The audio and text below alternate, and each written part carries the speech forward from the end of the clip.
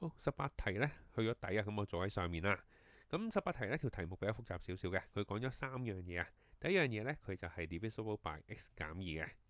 第二樣嘢呢，就係當佢除 x 減1嘅時候呢 remainder 係9減 x。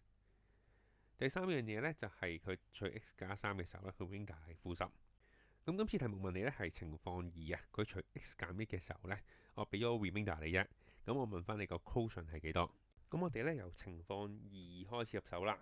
今次題目係一個 cube 嘅 polynomial 除 square，咁有 remainder 啦。咁所以其實呢，我哋已經預期到我哋嘅 quotient 呢會大概咩樣啦。quotient 呢應該係一次方嘅，應該係 ax 加 b 咁嘅樣嚟嘅。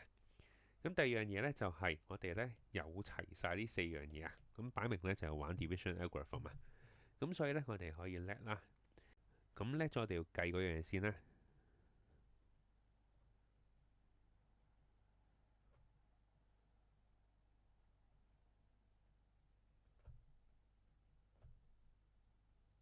假設佢 x 加 b 啦。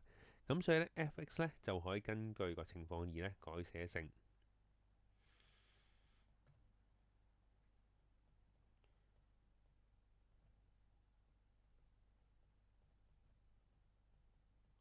好啦。咁而家呢條題目呢就變成咗我哋呢有2個 unknown A 同 B，而家呢仲有2個情況未用。咁2個 unknown 2個情況呢，咁其實就係聯立方程啦。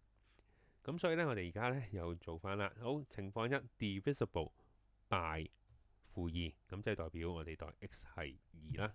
咁所以呢 f2 即係個 remainder 呢係0嚟嘅。咁我哋呢代翻啲數字落去。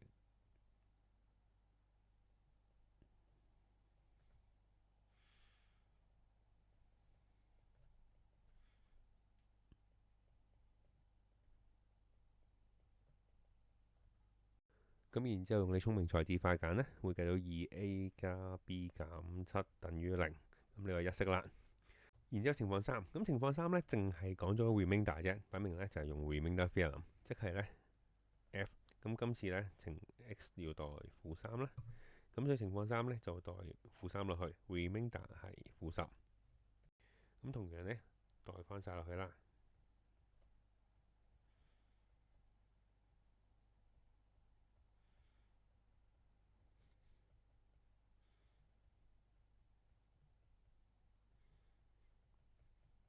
咁然之後就用你聰明嘅才智快簡啦，3a 減 b 減8等於0。咁呢個係二式嚟嘅。咁同樣地啦，解聯立方程呢，有機會有一分步驟分嘅。咁所以呢，禮貌上呢，渣渣地都寫一個步驟啦。咁例如 from 一式啦，我寫隔離啦。咁 b 呢就會等於7減 2a。咁我哋假設呢個3式啦，塞落二式度。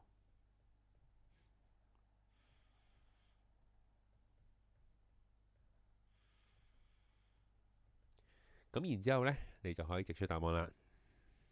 咁你用你嘅旁門左道啦。咁 A 呢係3嚟嘅，B 呢係1嚟嘅。咁所以寫翻啦，我哋呢係揾緊個 quotient 嘅。